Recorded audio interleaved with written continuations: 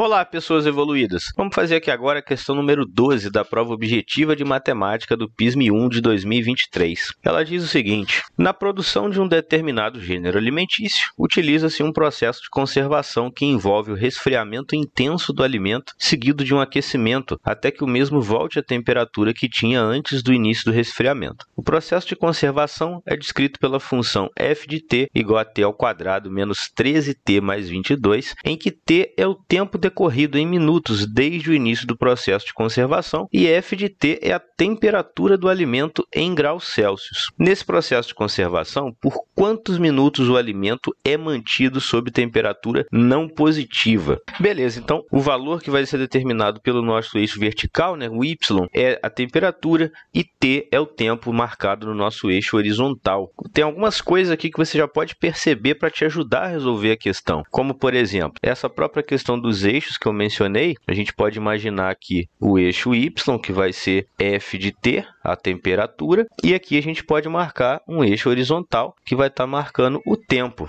E uma coisa bacana de você perceber aqui é que isso é uma função quadrática, né? Quando você bater o olho nessa f de t aqui, você tem que enxergar o seguinte: você enxergar aquela notação geral para nossa função quadrática, né? F de t igual a at ao quadrado, ou se você quiser usar realmente aquela mais geralzona, f de x igual a ax ao quadrado mais bx mais c, né? Só que aqui o nosso x é t e a gente já vai conseguir determinar alguns valores, como por exemplo, o a é um número que multiplica a nossa incógnita ao quadrado, então o a vale 1, o b aqui ele está valendo menos 13 e o c ele está valendo 22.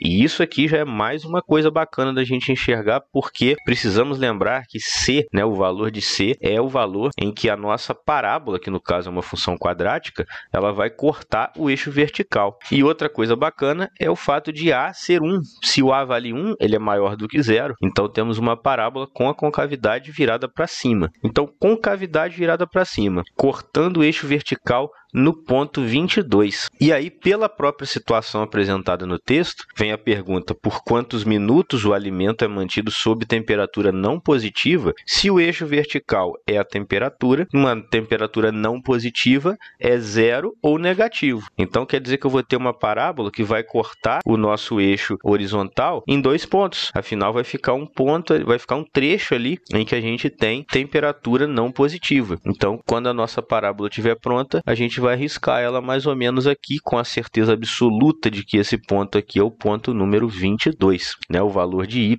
quando o nosso x vale zero, que é o valor de c. Só que aí o nosso objetivo na questão está sendo o quê? Determinar qual é esse tempo em que a temperatura vai dar exatamente zero e qual é esse outro tempo aqui, né? Depois da temperatura estando positiva, mas caindo, ficou zero. Aí depois ela ficou um bom tempo aqui negativa, abaixo de zero, até chegar numa temperatura mínima aqui embaixo, que depois começa a aquecer, chega num outro momento aí da situação em que a temperatura ao subir bate no zero e depois ela fica positiva e vai subindo. Então este trecho aqui que é o que nos importa, quanto tempo que a gente ficou com a temperatura não positiva, ou seja, negativa e zero ao mesmo tempo. Então eu tenho que descobrir aqui usando as minhas propriedades, né, da função quadrática para calcular quanto vale x1 e quanto vale x2. Eu sei que eu vou ter esses dois valores, a gente pode até verificar isso usando delta, usando Bhaskara, todas aquelas ferramentas que a gente já conhece. Então partiu fazer isso agora. Lembrando aí que delta é b ao quadrado menos 4ac. Se você quiser resolver por soma e produto, fique à vontade, não tem problema.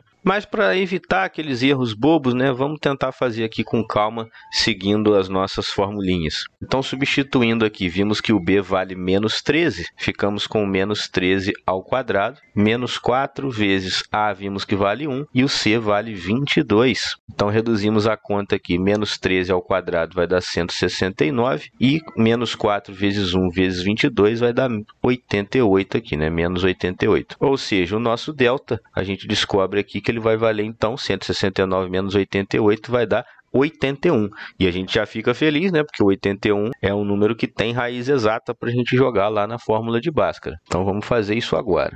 O Bhaskara aqui vai ser útil para a gente encontrar, então, o valor de t. Vamos colocar como t igual a menos b mais ou menos raiz de delta dividido por 2 vezes a. Substituindo com os valores que a gente encontrou, menos b, cuidado aqui que o b já é negativo, né? Então, fica menos 13, mais ou menos a raiz de 81, dividido por 2 vezes a, que vale 1. Ótimo, estamos quase terminando. Vamos passar aqui para baixo, menos 13 fica 13, mais ou menos raiz de 81 vai dar 9, dividido por 2 vezes 1, que vale 2. Beleza, então vamos partir aqui para o cálculo dos dois valores possíveis. Então, um t usando o negativo, né? Primeiro aqui, que é o nosso x1 ali, t1, 13 menos 9, dividido por 2. 13 menos 9 vai dar 4, dividido por 2, então vai dar 2. E o outro, agora usando o valor positivo da raiz, então t2 igual a 13 mais 9 dividido por 2, que vai dar 22 dividido por 2, que vai dar 11. Então, isso daqui é um perigo,